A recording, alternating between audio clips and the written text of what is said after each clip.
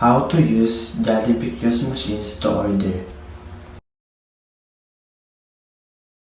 First of all, click Tap Anywhere to begin.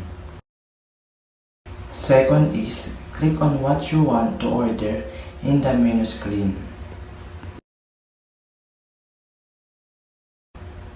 And if you choose Mix and Match, choose what you want to partner with your order in menu screen.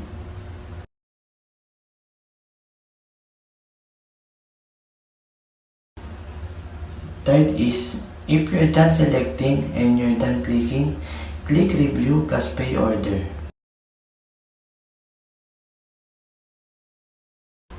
Fourth step, click Proceed to Payment if you don't want to order anything else.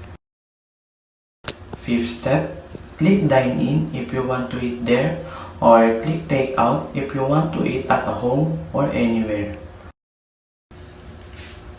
Last step, click Debit Credit if you want to pay with a debit card or credit card, or click Happy Plus card if you have one, or click Pay at the counter if you want to pay at the counter. That's all. Thank you.